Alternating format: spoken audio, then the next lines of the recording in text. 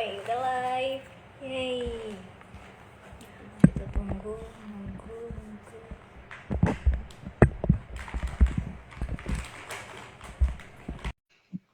Masnya Cinta gimana deh? Lagi live. Enggak kok, nanti kamu spill apa di sini. Hai. Hai, Mogu. Annyeonghaseyo. Annyeonghaseyo, ya ampun.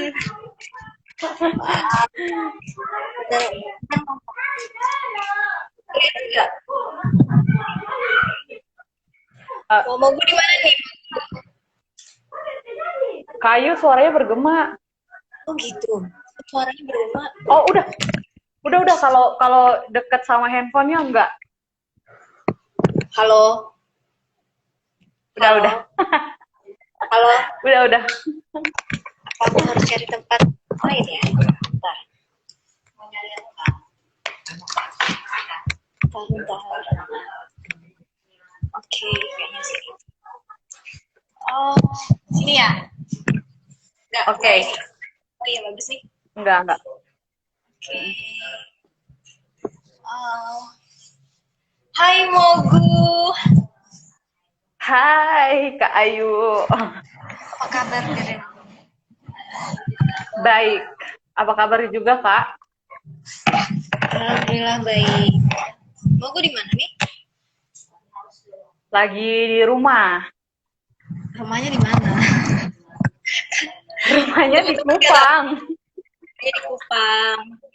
Jadi Mogu ini sekarang sedang di Kupang, Nusa Tenggara Timur ya, NTT.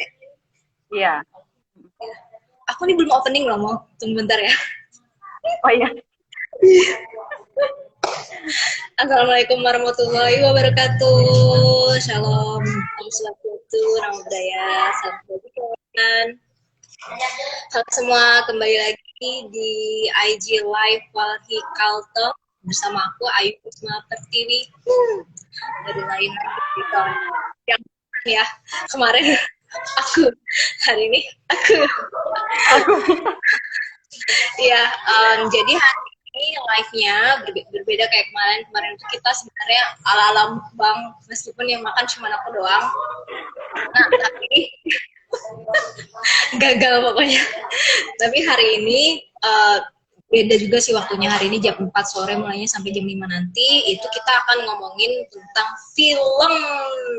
Nah, makanya kita bakalan ngajakin nanti narasumber juga yang merupakan pecinta film juga. Ini salah satunya ada Mogu Chan di sini.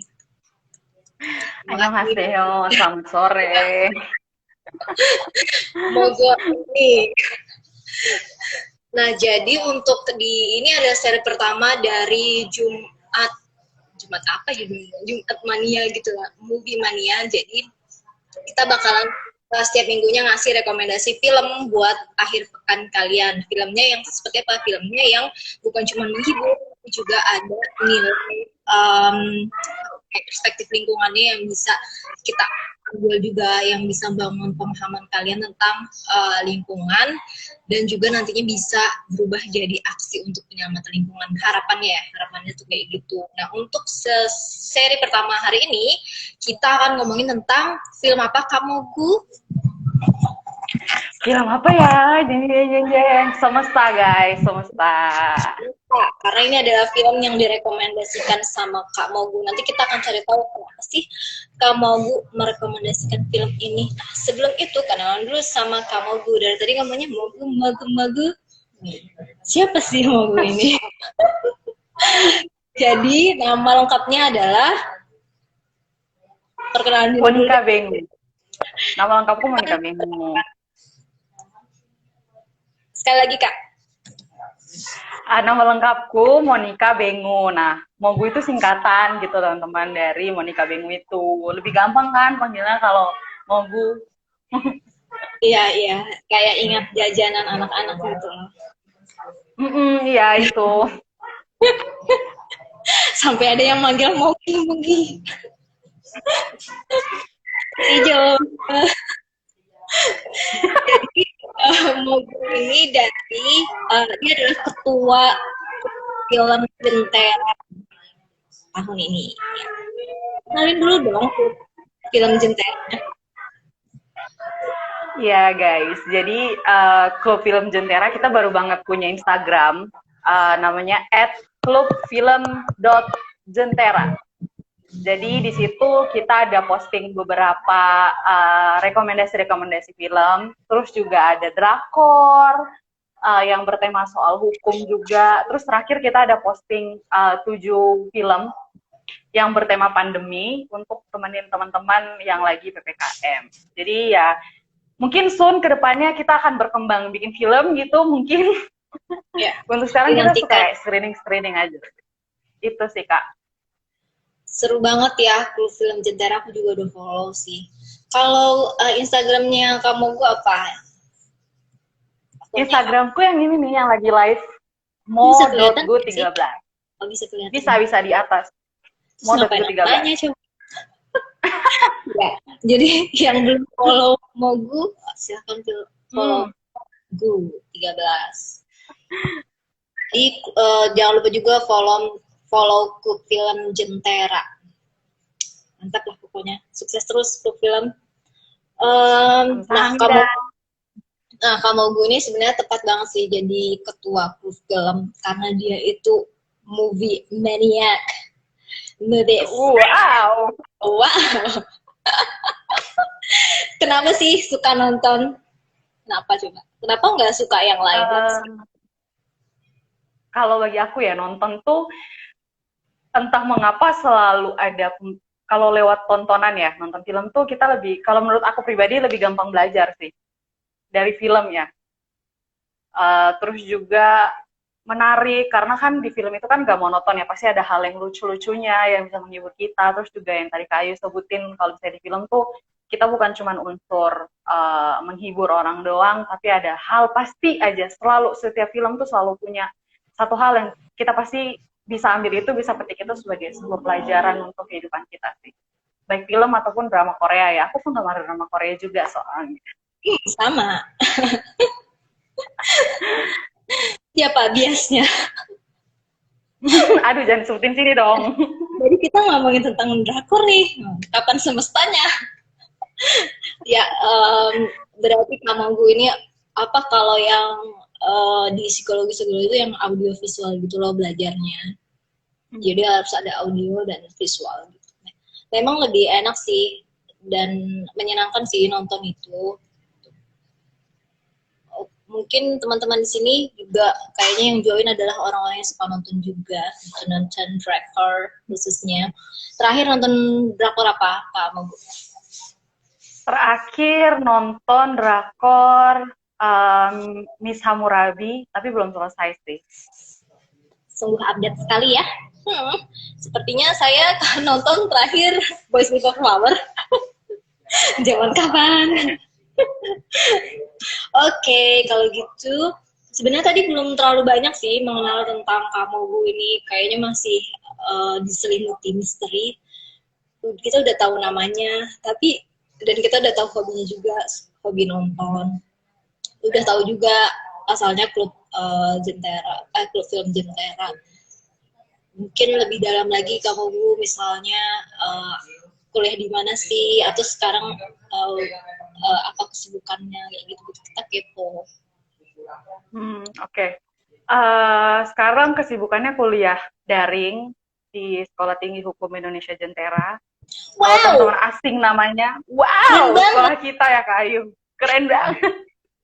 Itu adalah itu sekolah hukum teman-teman. Promosi ya, masih buka pendaftaran anyways kalau teman-teman mau daftar. Terus juga sekarang udah selesai ujian sih. Paling kesibukannya di komunitas. Aku tergabung di salah satu komunitas namanya Tenggara. Selain di klub film ya, tempat gabungnya gerakan remaja. Teman-teman juga bisa cek di @tenggara NTT.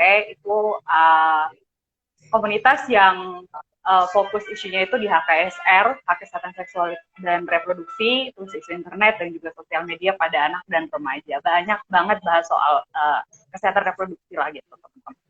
Terus Wow. juga selain itu sekarang bergiat bersama pengurus di klub film Jentera untuk memperbanyak review film untuk diposting, karena kan menjelang liburan kuliah ya biar nggak gabut, ada lah yang bisa ditonton gitu.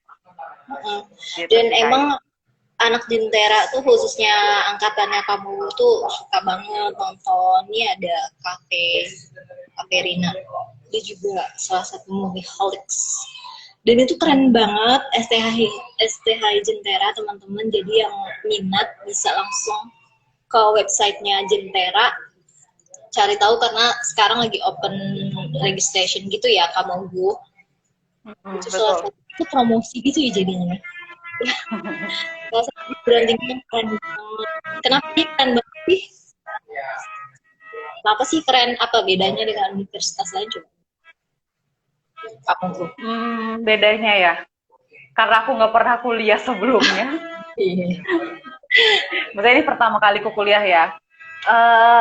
Asik sih karena teman-teman satu kelasnya itu maksudnya bukan seangkatan sama aku gitu, maksudnya umurnya beda, dan ada juga teman-teman yang udah pernah kuliah sebelumnya ngambil jurusan di luar hukum terus masuk jurusan hukum, jadi bisa kasih cerita perspektif dari jurusan mereka yang dulu sempat mereka pelajarin juga, dan itu menarik sih. Dan dosen-dosennya cukup progresif, ngebantu mahasiswanya untuk bukan cuma memahami teori, tapi memahami apa yang sebenarnya terjadi sih, realita hukum sebenarnya yang terjadi di Indonesia itu kayak apa. Kayak gitu sih Kak, menariknya ya. Dan fasilitasnya tuh lumayan lengkap gitu ya, maksudnya dalam segi kayak kita tuh dikasih mentor, terus kita tuh kalau kita butuh bimbingan psikologis juga ada juga fasilitas untuk itu. Jadi tuh benar-benar tanggap dengan kebutuhan mahasiswa. Jadi check it out STH Jentera. Oke, cukup promosinya. Harusnya aku ini mendapatkan fee ya karena mempromosikan Jentera. Oke, selanjutnya kita masuk nih ke topik bahasan film semesta. Dan untuk pertama kalinya juga aku nonton film semesta setelah direkomendasikan sama kamu. Nah, film semesta ini dari bahasa Inggrisnya Island of Fate. Dia adalah satu film dokumenter panjang Indonesia yang sebenarnya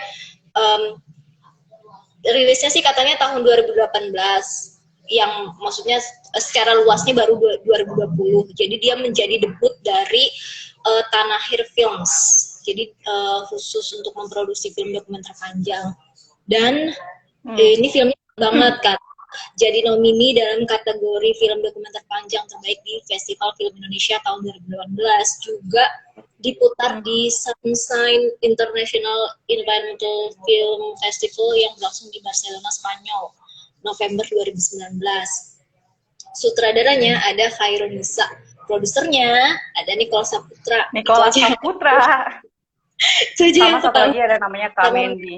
Ya, Mendy Marahimin. Penulisnya ada Corey Michael Rogers.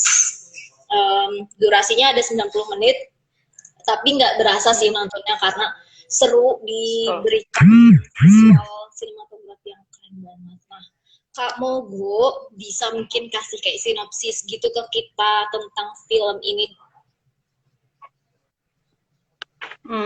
Oke, teman-teman.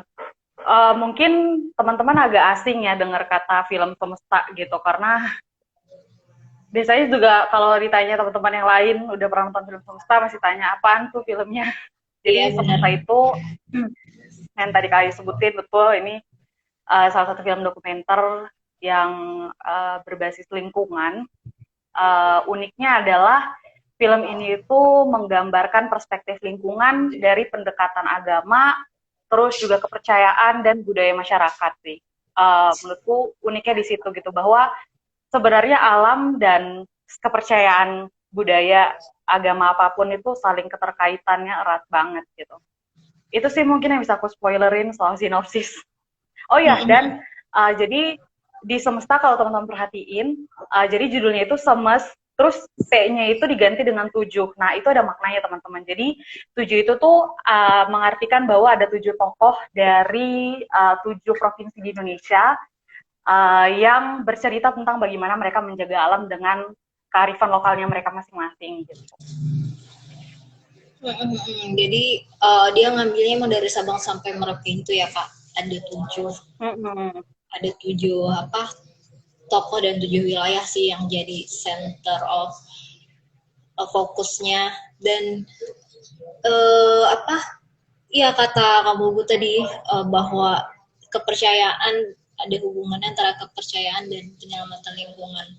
Karena kalau habis nonton film itu kita jadi kepikiran gak sih mau kayaknya orang yang rusak itu adalah orang-orang yang ya bisa dibilang nggak beradab gitu loh, yang apa ya, kayak maksudnya kayak kepercayaan itu kan, kepercayaannya tuh ada berbagai macam tuh yang ditampilkan di film itu, tapi semuanya itu Betul. menekankan pada bahwa kita tuh harus mencintai lingkungan, kita harus melindungi lingkungan. Kayaknya orang-orang yang rusak lingkungan tuh kayak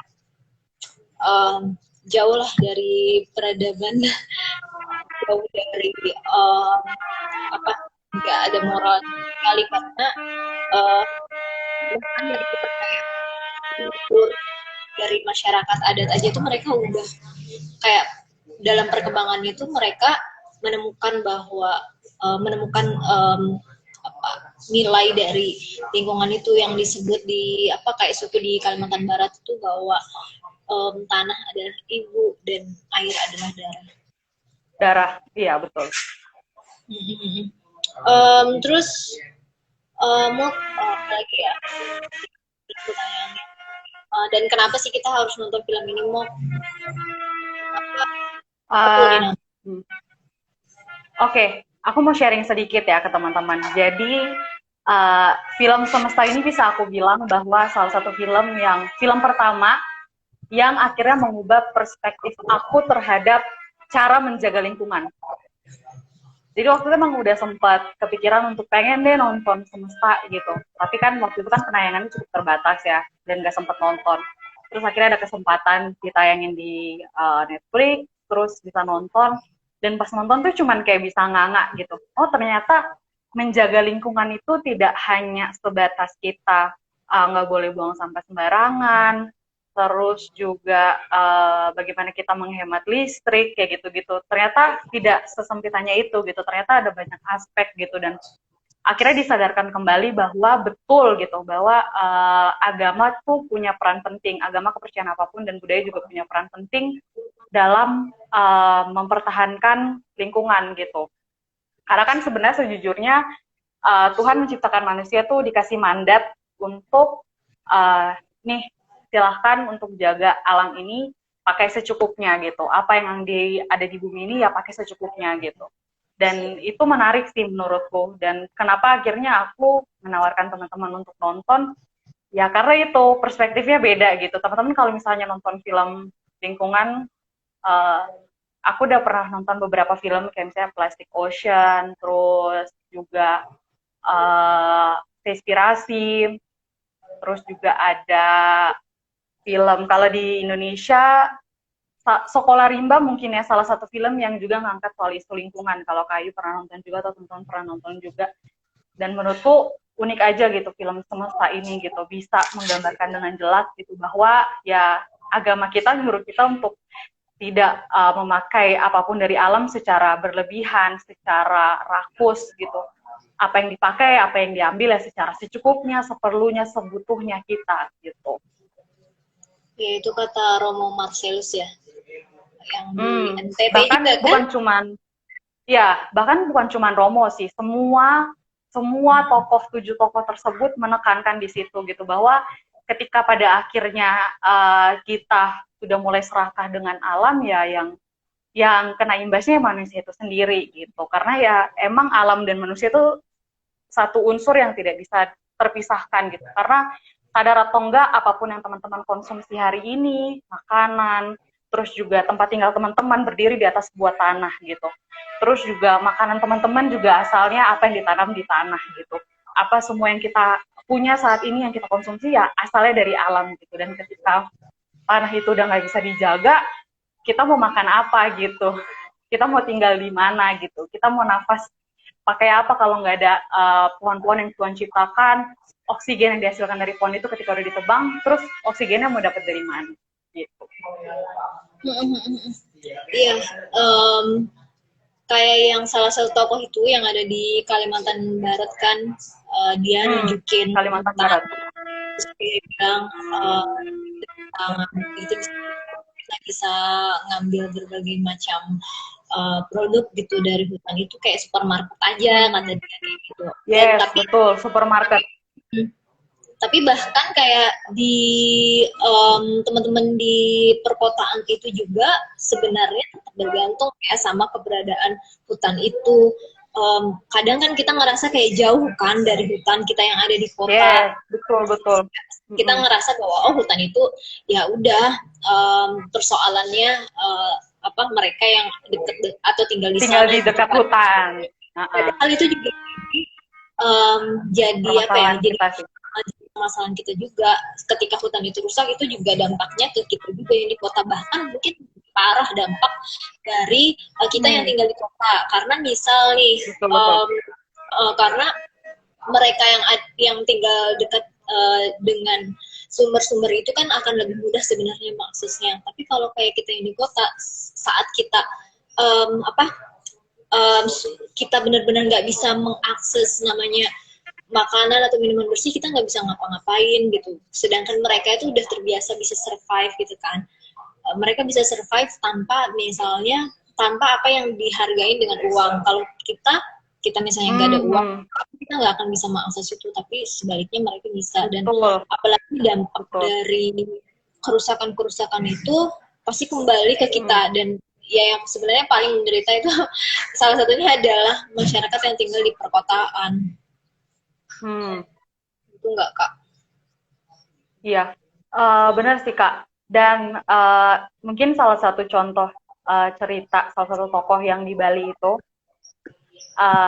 ketika nyepi ya, ternyata aku mendapat pemahaman baru bahwa, oh iya ya, ternyata kan kalau nyepi di Bali itu kan semuanya non-aktif gitu. Istilahnya nggak ada aktivitas, terus juga nggak pakai listrik selama 24 jam, bandara pun bahkan ditutup gitu. Ternyata itu mampu untuk mengurangi emisi karbon gitu kan. Bahkan 300.000 ton kalau nggak salah ya, ada di film itu. Dan juga di situ pemuka agamanya cerita gitu bahwa alam itu seperti tubuh, bahwa nyepi itu seperti saat tubuh manusia itu sedang tidur. Kenapa digambarin saat sedang tidur? Karena alam ketika nyepi kan artinya semua aktivitas terhenti, dan itu waktu yang paling tepat untuk akhirnya alam punya timing untuk dia istirahat, untuk dia mengembalikan, memulihkan. Dan sama seperti manusia yang tidur, ketika manusia tidur, elemen-elemen yang ada di tubuh manusia itu akhirnya mengalami perbaikan gitu. Itu cerita dari si tokoh pemuka agama yang di Bali ini, dan aku rasa kayak ya juga ya, meskipun cuma 1 hari nyepi gitu kan, tapi itu dampaknya cukup luar biasa, cukup dahsyat gitu kan. Nah ini nih, KV bilang PPKM turut menyelamatkan bumi dong. Menurut aku iya, karena aktivitas dibatasin, terus juga kayak semacam kafe yang biasanya mungkin buka sampai jam 12 malam, udah tutup jam 8, mereka mengurangi juga pemakaian listrik yang berlebihan, yang kayak gitu-gitu, yang alat-alat di dalam kafe yang dipakai listrik. Terus juga mall juga kan tutup, dan pemakaian listrik di mall juga cukup banyak gitu. Terus juga sampah yang dihasilkan juga banyak ya dari mall gitu. Itu benar-benar mengurangi sih. Dan aku rasa ketika kita dengar kata lockdown ya, mungkin orang Bali ketika dengar kata lockdown udah nggak asing sih mungkin bagi mereka, karena ya nyepi itu ya seperti lockdown itu sendiri gitu. Bahkan mereka sampai nggak menyalakan listrik selama 24 jam. Jadi mungkin ketika masyarakat Bali menghadapi PPKM ini ya mereka nggak ngerasa asing, toh juga nyepi pun sama gitu seperti PPKM gitu. Jadi itu hal yang biasa mereka lakukan, meskipun itu dilakukan ya setahun cuma 1 hari, setahun cuma sekali gitu. Kayak masa awal-awal COVID itu enggak sih secara global itu banyak video-video yang nunjukin ini keadaan pas lockdown gitu gara-gara COVID. Air bersih kembali lagi gitu kelihatan. Jadi ini biru gitu kan karena polusinya. Dan teman-teman yang di Jakarta juga mungkin ya, sewaktu awal-awal pandemi itu mereka suka banget tuh sering nge-share, wah langit Jakarta hari ini biru gitu kan. Menurutku ya biasanya ya kabut yang dihasilkan tuh bukan kabut yang biasa kalau kabut pagi-pagi datang, enggak, itu kabut polusi gitu. Dan ketika banyak aktivitas yang akhirnya dihentikan di Jakarta, terus kita ngelihat langit biru tuh itu suatu hal yang wow. Ada perbaikan siklus udara yang akhirnya kita hirup gitu selama selama kita menjalani PSBB, waktu itu sebutannya PSBB. Iya. Ada ini, tapi kan nggak realistis kalau kayak gini semuanya. Jadi karena emang perkembangan manusia, teknologi itu sih yang memang menuntut semuanya jadi didorong untuk supaya lebih cepat dan lebih cepat dan lebih mudah untuk aktivitas manusia. Tapi seringkali ya itu seperti yang diingatkan di dalam film itu, bahwa seringkali kita lupa bahwa kita juga ada aspek lingkungan yang perlu kita perhatikan juga, karena aspek lingkungan itulah yang memastikan bahwa peradaban manusia ini bisa terus lanjut. Bayangkan kalau misalnya nanti udara itu terlalu kotor untuk kita hirup, hanya orang-orang yang punya uang mungkin yang bisa beli oksigen, akhirnya yang bisa survive hanya orang-orang yang punya privilege itu. Jadi menurut aku sih, kalau yang misalnya kita mau berdebat mengenai antara lingkungan dan ekonomi, bahwa itu harus sejalan, tapi lingkungan ini juga nggak berdiri sendiri gitu. Lingkungan ini berkaitan juga dengan aspek budaya, aspek sosial, dan juga kesehatan, khususnya kesehatan yang dimana itu adalah hak asasi manusia. Bahkan lingkungan bersih dan sehat itu adalah hak asasi manusia. Jadi menurut aku, ketika kita poinnya adalah ketika kita membicarakan tentang ekonomi, artinya untuk sustain kehidupan yang nyaman dan mudah ini, tapi kita perlu memperhatikan aspek-aspek lainnya gitu. Jangan sampai kita mengejar ekonomi ini, tapi kemudian kita kita memotong leher kita sendiri gitu untuk ngumpulin kenikmatan itu, tapi kita sambil bunuh diri gitu. Dan juga sih di film semasa itu mau kayak pas bagian kayaknya yang di NTT itu deh, dia nyeritain yang ada banjir, jadi selama ini tuh nggak pernah banjir, kata dia. Tapi kok tiba-tiba banjir. Nah, padahal kan kalau misalnya kayaknya agak aneh kalau kita menyalahkan hujan gitu. Ya banjir itu karena hujannya aja terlalu lebat, kayak hello gitu kan, alam itu kan bergerak kayak gitu, dan hujan ya akan selalu ada gitu, kekeringan akan selalu ada. Tapi kemudian ketika lingkungan itu udah nggak punya daya tampung dan daya dukung yang memadai, ya dia akan manusia lah yang akan kena dampaknya, kayak kena banjir gitu. Padahal mungkin nggak mungkin ya, padahal bahkan sebelum banjir itu datang, sering aja gitu hujan yang deras. Nah itu juga terjadi kampung di Kalimantan Tengah. Ini salah satunya ada di ada di Kabupaten Lamandau. Jadi sebelum dia itu ada letaknya di dataran tinggi, jadi sebenarnya sih nggak pernah yang namanya banjir ya, aneh aja kan, ngapain dataran tinggi banjir gitu. Tapi ternyata satu tahun belakangan itu ketika ada hujan lebat tuh di sana tuh banjir gitu. Itu kan berarti menandakan bahwa there's something really really wrong gitu loh dengan situasi di sana. Iya. Jadi kan di sini kan digambarin kan ada tujuh wilayah ya, di Bali, terus juga di Sungai Utik Kalimantan Barat, Bayamuring di Nusa Tenggara Timur, terus juga di Aceh, di Papua, Papua Barat itu, terus juga di Yogyakarta, dan yang terakhirnya yang paling menarik ini adalah mereka berani untuk menceritakan bagaimana sih sebenarnya penghijauan itu terjadi di urban gitu, kota yang urban gitu.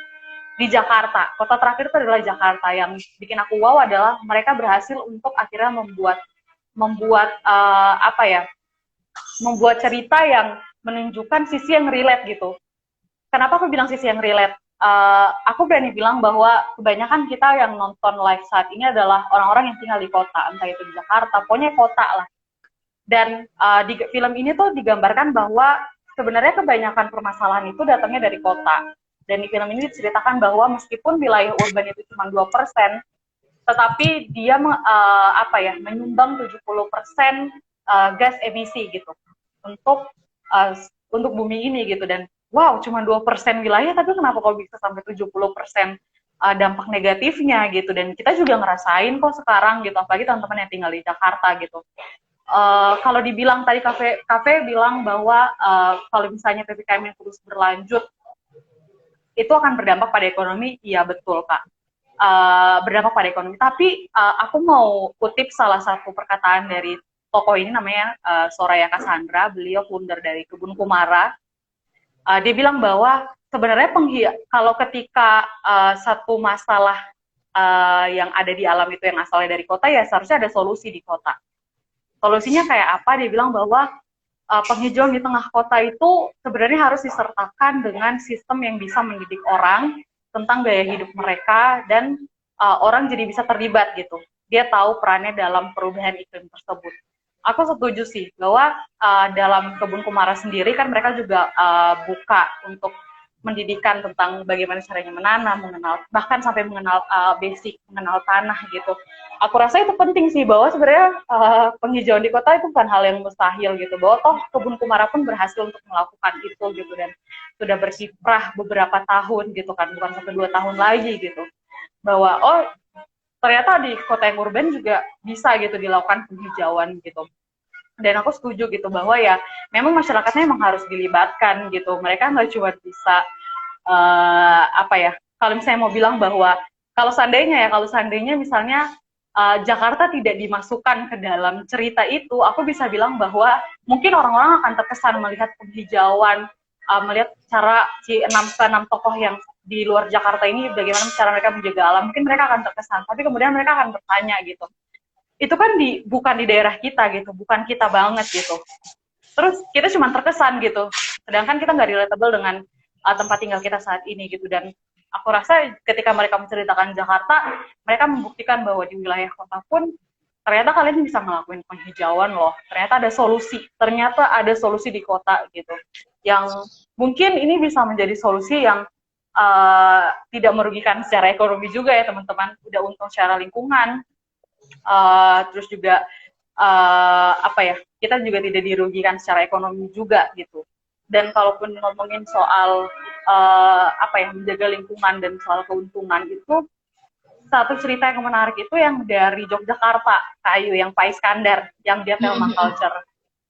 Jadi orang nanya, jadi di Kebun Kumara ini berangkatnya berasal dari mereka waktu itu ngikut kelas di Bumi Langit. Nah, Bumi Langit ini pendirinya adalah Pak Iskandar Waworonto, teman-teman. Dia yang di Jakarta dan salah satu tokoh yang masuk di Bilang Semesta ini. Di situ cerita bahwa ada orang yang datang untuk belajar di situ, dia tanya, ini kalau misalnya kita permaculture, untungnya apa gitu? Maksudnya untung secara duit ya Kak, finansial gitu. Terus Pak Iskandarnya bilang gitu, bahwa ketika kita ngelakuin kebaikan, kita nggak bisa sekadar mengandalkan kita dapat apa, kita dapat untung apa gitu, karena jatuhnya itu bukan ngelakuin kebaikan, itu udah nggak toyib lagi. Jadi ceritanya dalam film itu dia sebut toyib. Toyib itu pasti Kayu lebih tahu, toyib itu artinya baik dan mulia, Jadi dalam kehidupan manusia itu bukan cuma halal doang yang diperlukan, tapi ada aspek lain, yaitu aspek si toyib ini. Ternyata teman-teman, menarik banget ya. Terus juga aku setuju gitu bahwa ketika kita melakukan kebaikan, kita emang nggak bisa menunggu untuk keuntungan secara duit ya, karena soalnya aku kutip dari ayat Alkitab di 1 Timotius 6 ayat 10 bahwa asal dari segala kejahatan itu adalah cinta uang. Kita hidup di dunia yang industrial banget nih, yang apapun yang ditemukan, yang sudah dieksplorasi, akhirnya menimbulkan satu penemuan baru, terus juga akhirnya menghasilkan sesuatu, dan akhirnya yang bentuk dari hasil eksplorasi itu dipakai untuk keperluan dagang dan keperluan industri gitu. Nah, ketika udah dipakai untuk keperluan dagang dan keperluan industri, akhirnya ini yang disebut dengan kapitalisme. kapital gitu. Itu juga aku baru belajar banget sih dari film semesta ini gitu. Jadi ya gitu sih teman-teman, kalau misalnya salah satu hal baik yang aku pelajarin dari film semesta ini adalah, kadang benar juga ya, ketika kita ngomongin soal alam, kita nggak bisa peer to peer dengan keuntungan duit gitu, karena apapun yang sebenarnya alam hasilkan untuk kita nggak pernah bayar sih. Kita nggak pernah, ya kan, kita nggak pernah bayar apa yang sudah alam hasilkan untuk kita gitu kan. Bahkan keseringan kita menggunakan alam ini untuk ya kesenangan kita yang justru menghasilkan duit, kita yang justru istilahnya duit itu kita hasilkan ya dari hasil alam gitu, alam yang kasih kita duit gitu, kita nggak pernah bayar ke alam apa-apa gitu. Gitu sih Kayu. Iya benar, kadang emang saking advance-nya peradaban kita tuh, kita lupa hal-hal basic kayak gitu. Ini sih yang Seven Deadly Sins ya, salah satunya greed, cinta uang. Cinta uang. Cinta uang itu akar dari segala kejahatan, teman-teman. Ya benar-benar. Kayak Romo di dalam film itu bilang apa, saatnya kita akan pertobatan ekologis. Pertobatan ekologis, betul. Ya, mungkin waktunya kita bertobat sebelum bencana-bencana yang dahsyat itu menghampiri. Bahkan sih Kayu, yang di film yang di semesta ini di Yogyakarta itu, mereka bilang bahwa sebenarnya alam itu nggak berubah gitu. Alam ya berevolusi, nggak berubah. Ya kalau kita mau tetap tinggal di alam, kitanya yang harus berubah. Iya gitu benar. Kayak waktu itu lagi banyak, nggak banyak sih, ada banjir di Kalimantan Selatan, masih ingat nggak? Dan waktu itu satu narasinya itu adalah ya itu karena hujan, itu salah hujan gitu. Padahal ahli waktu itu ada salah satu narasumber dari BMKG itu yang mengatakan bahwa sebenarnya sih itu kan siklus alam ya, kayak hujan itu gitu, siklus alam aja. Jadi kalau ada dampak pun yang kita rasakan itu ya akibat dari ada perubahan yang kita sebabkan sendiri. Jadi kalau misalnya perubahan itu sebenarnya nggak kita ciptakan, atau kerusakan yang nggak separah itu, ya itu sebenarnya nggak akan berubah jadi bencana, karena itu adalah siklus alam aja gitu. Tapi kan pada kenyataannya itu kita melakukan perubahan-perubahan terhadap lingkungan, akhirnya peran-peran lingkungan yang untuk mencegah terjadinya bencana itu menimpa jadi berubah ya. Ya, itu akhirnya terjadi gitu. Dan sebenarnya lingkungan sendiri kan punya kemampuan nih untuk merestorasi dirinya, memulihkan dirinya, kayak yang di film semesta itu melalui nyepi, kayak ingin memberikan waktu lah buat bumi itu untuk bernapas, untuk beristirahat, dan untuk memulihkan dirinya sendiri. Tapi tapi kan saat ini tuh kita kayak seakan kita nggak ngasih waktu buat bumi itu untuk istirahat. Kita memaksa dia untuk bekerja berat, bekerja berat, ngerusak dan mengubah, yang akhirnya mau nggak mau misalnya kemampuan dia untuk memulihkan diri itu segini gitu, tapi kita kerusakannya segini, gimana dia mau keep up dengan kerusakan itu. Betul Kayu. Dan juga kalau dari tadi kita ngomongin soal apa yang terjadi di darat ya Kayu ya, di film ini juga yang di Papua itu loh Kak. Iya. Di Papua Barat, keren banget.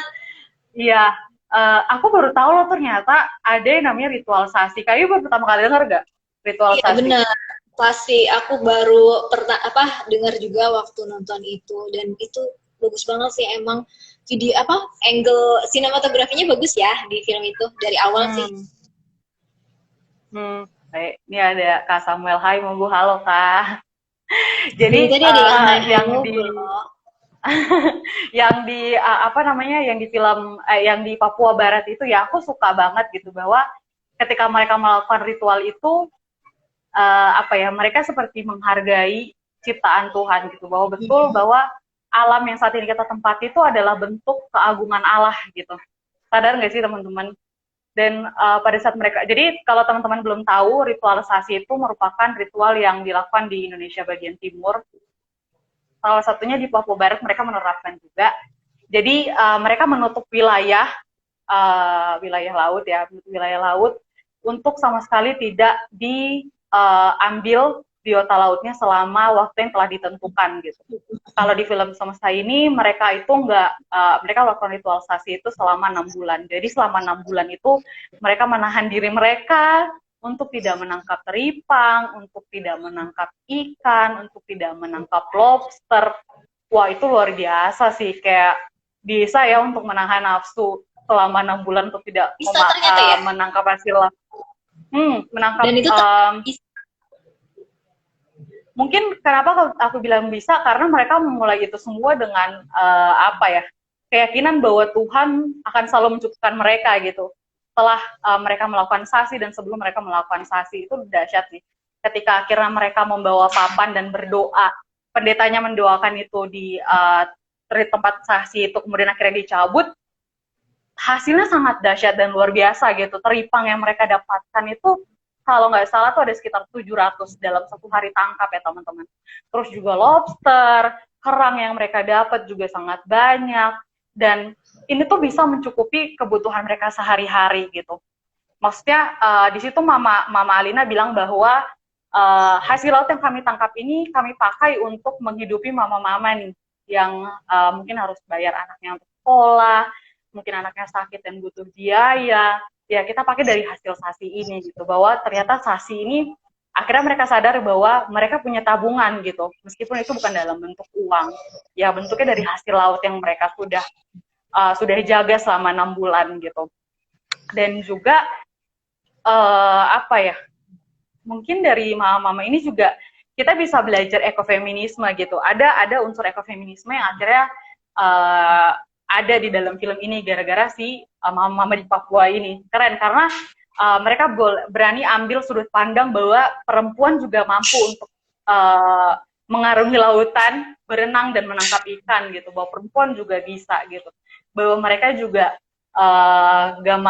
akhirnya mereka juga pengen ngelakuin sesuatu perubahan untuk alam karena bapak-bapak di sana. Jadi sebenarnya awalnya itu sasi itu dilakukan oleh kelompok bapak-bapak di sana, Kak.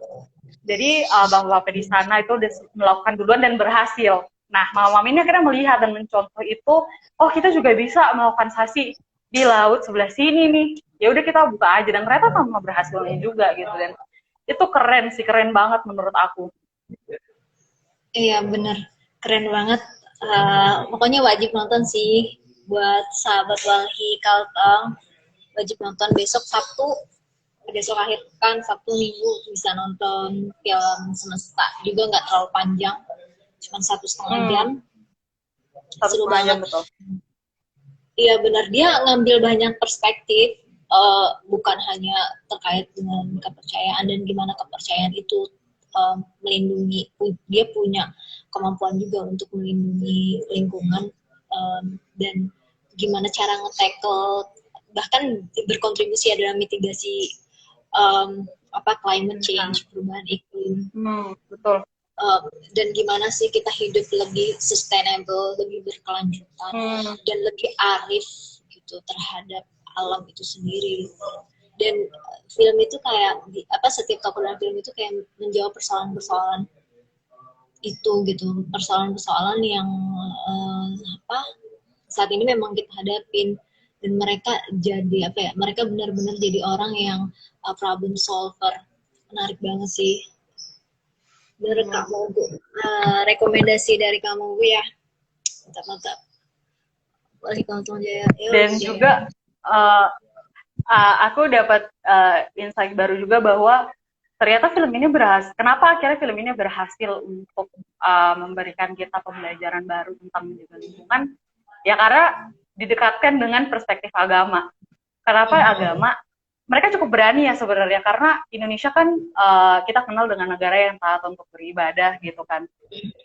Terus mereka akhirnya pakai terminologi ini untuk menggambarkan gitu bahwa alam dan manusia, alam dan agama, alam dan kepercayaan itu ya nggak jauh gitu, kita satu unsur gitu. Dan berhasil karena pendekatannya sangat relate, terus juga apa yang kita rasain dampak tentang alam itu udah mulai berubah.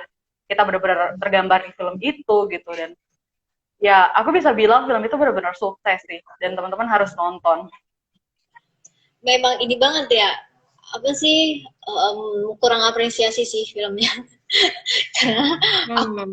Atau mungkin aku juga yang nggak terlalu update, tapi aku juga baru tahu tentang banget filmnya.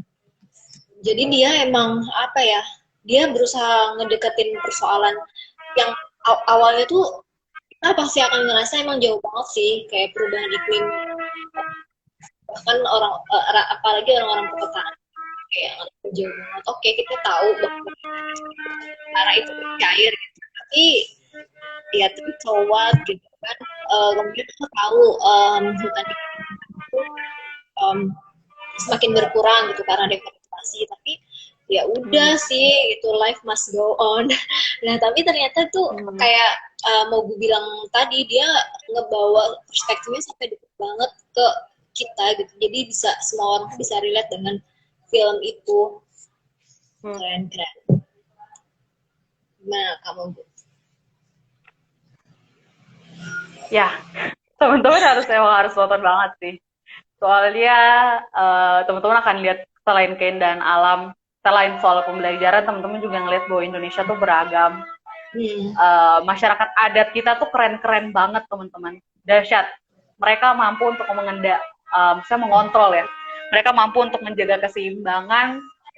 Mereka nggak rakus, padahal mereka itu tinggal di hutan yang benar-benar semuanya tuh ada.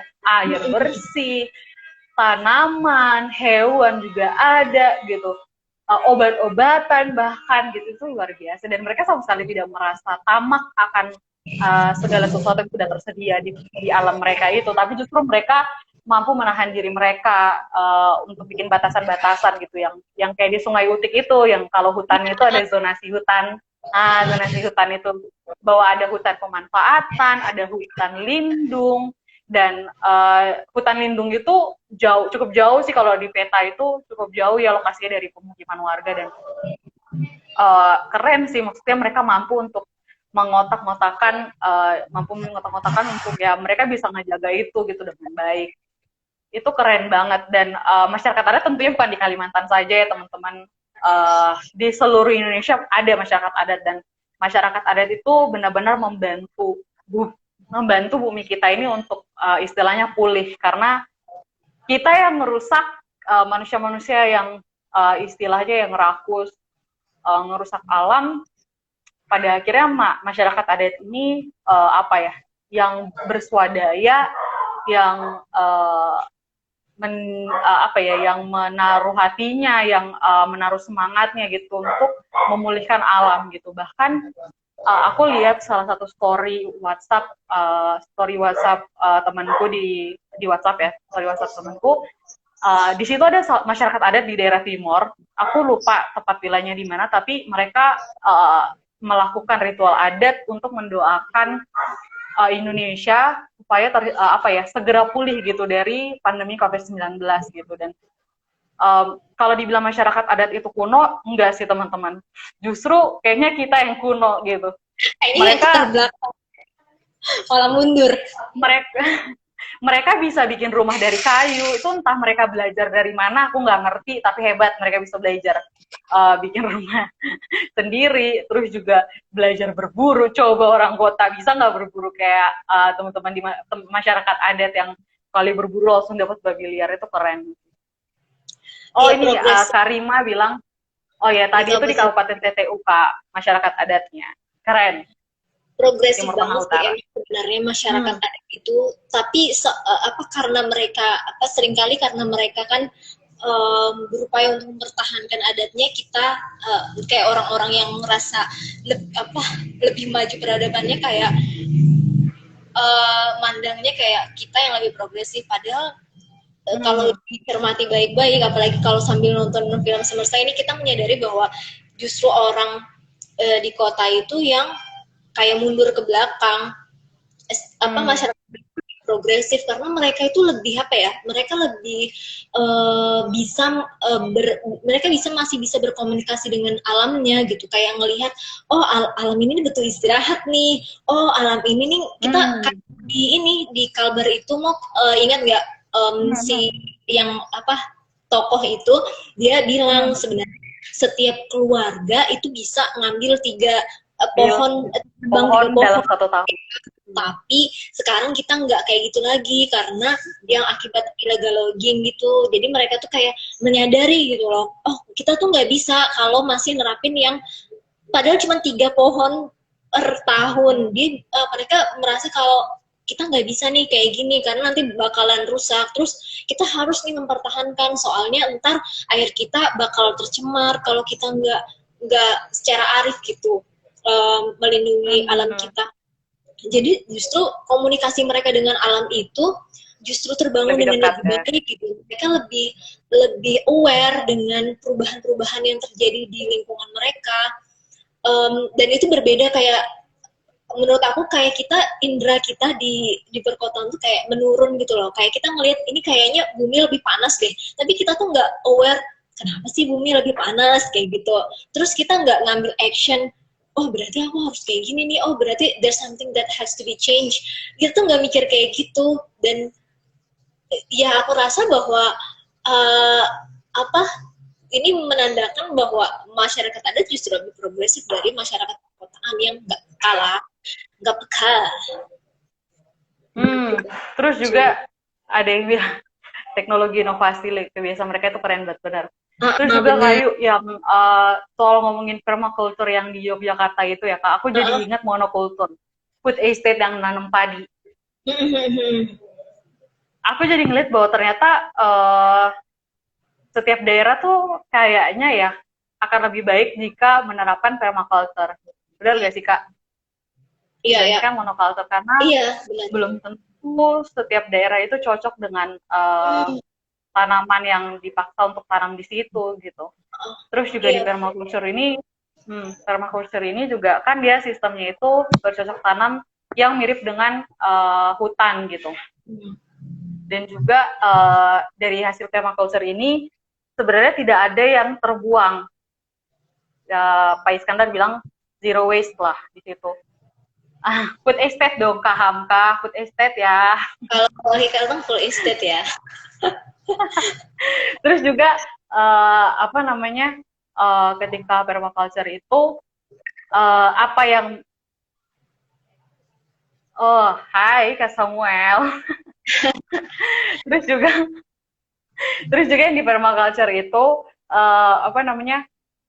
mereka yang hasil yang sisa-sisa yang misalnya sisa dari mereka masak, terus juga sisa dari air kotor kamar mandi, ternyata mereka pakai untuk bikin biogas, untuk mereka pakai buat masak, terus juga air yang mereka pakai untuk kembali menyiram tanaman yang mereka tanam. Dan ya betul ya, ternyata tidak ada hal yang tidak ada sampah yang akhirnya tersisa gitu, semua terpakai gitu dengan sistem permaculture ini. Dan itu keren sih, mungkin kita bisa belajar tuh permaculture yang dari film semesta ini nih. Iya, karena sebenarnya kayak ide monokultur yang menyeragamkan pangan, betul. Daerah yang berbeda itu kayak nggak make sense. Cukup berbahaya. Karena kan secara geografis udah beda keanekaragaman hayati itu kan berbeda-beda kan, di satu wilayah dengan wilayah lainnya, topografinya beda, geografisnya beda kayak gitu. Udah pasti juga tanaman yang tumbuh di situ beda, binatangnya beda kayak gitu kan. Jadi sebenarnya itulah kenapa salah satu juga mogu yang didorong semua Wali Kalteng adalah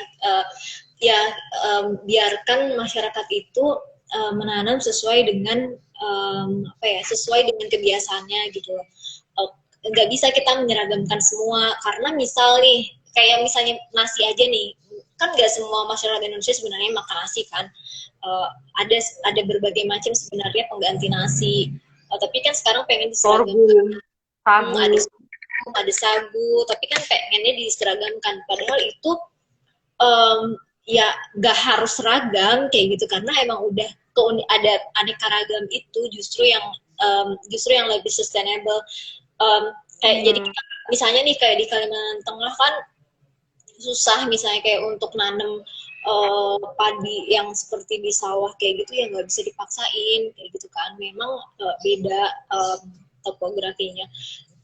Ya memang monokultur itu benar-benar merusak sih, bukan hanya kayak di Indonesia, kayak di daerah-daerah luar juga juga merusak. Misalnya kayak tiba-tiba satu area dibikin untuk nanam pisang semua gitu. Padahal pada sejatinya itu kan emang harus beraneka ragam supaya juga asupan gizi ke masyarakatnya juga beraneka ragam, nutrisinya beraneka ragam gitu. Jadi kita bisa tumbuh dengan baik lah.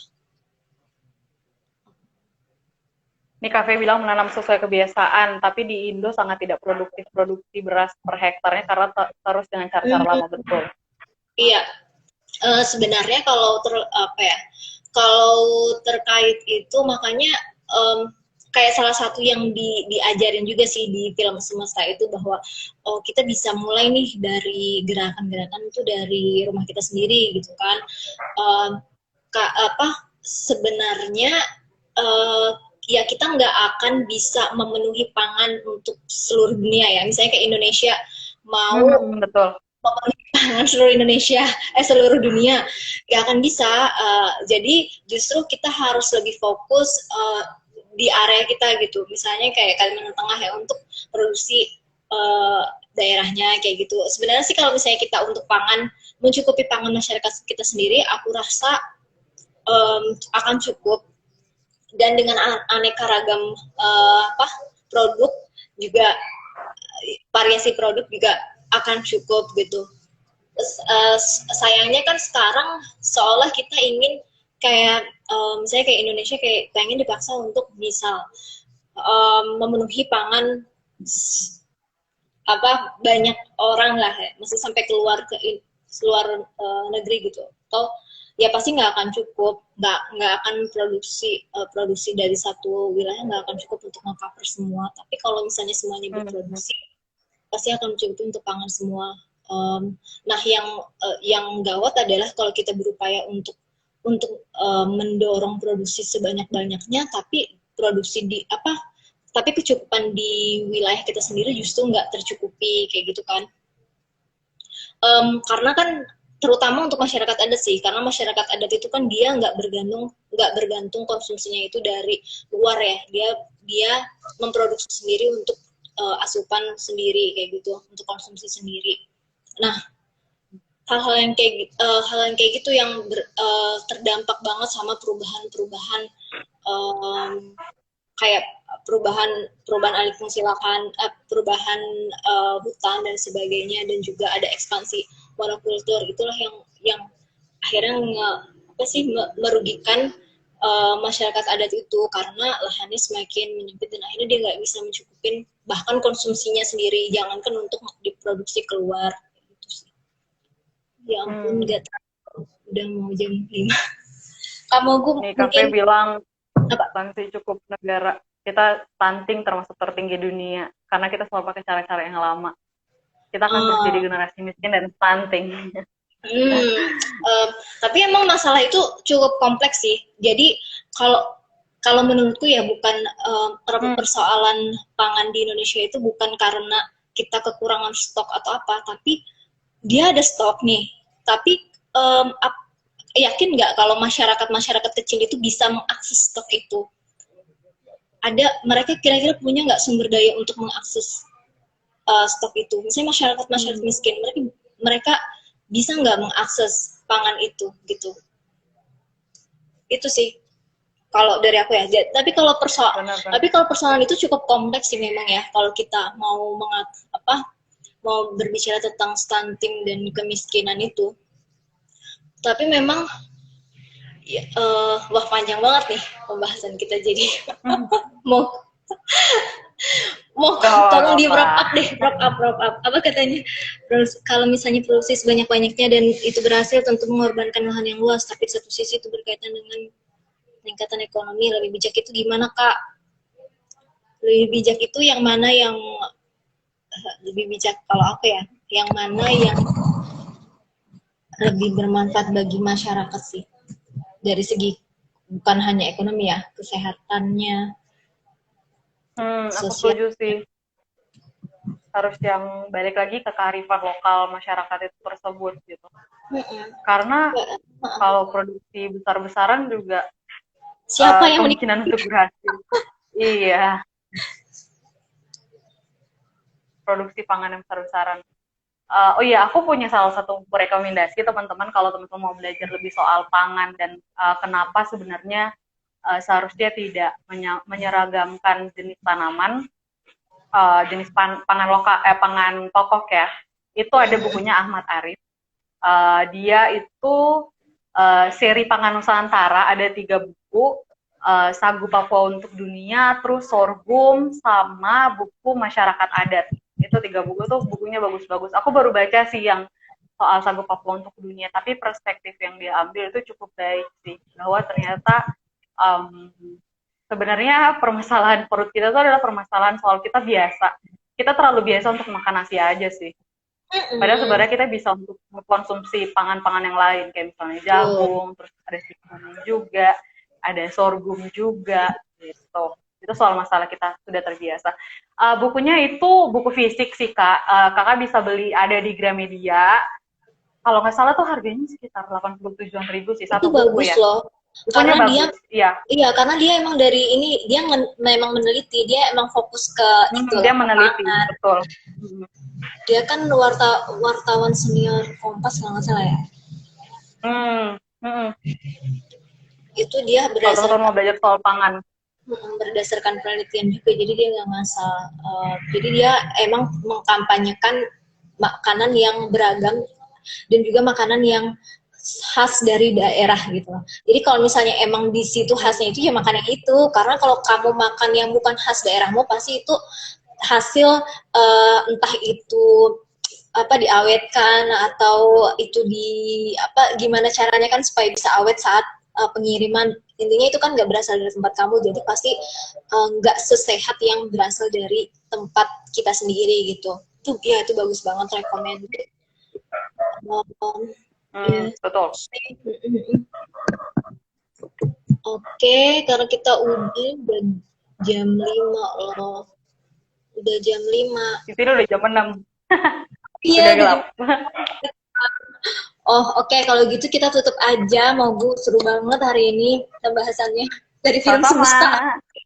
Film semesta ke pangan. Ke pangan. Banyak aspek memang dan menarik filmnya. Recommended banget ya kamu Bu. Mungkin bisa kamu Bu kasih ini deh. Kayak key takeaway-nya untuk nge-wrap up diskusi kita hari ini. Silahkan. Oke. Mungkin yang aku bisa kasih ke teman-teman adalah ketika kita dikasih mandat sama Allah untuk menguasai bumi, aku mendefinisikannya adalah bukan menguasai secara rakus, secara tamak gitu, tapi kuasailah itu dengan akal. Kenapa pakai akal? Karena ketika kita pakai akal itu kita bisa mempertimbangkan apa yang baik. Tuhan kasih kita gift yang namanya akal dibandingkan ciptaan-ciptaan yang lain ya, untuk kita bisa berpikir gitu. Tindakan apa yang akan kita ambil gitu. Dan juga selain menguasai bumi dengan akal, kita juga harus paham gitu bahwa Tuhan kasih mandat ke kita, Allah kasih mandat ke kita itu adalah untuk bekerja sama dengan alam, terus juga bekerja sama untuk memelihara alam gitu.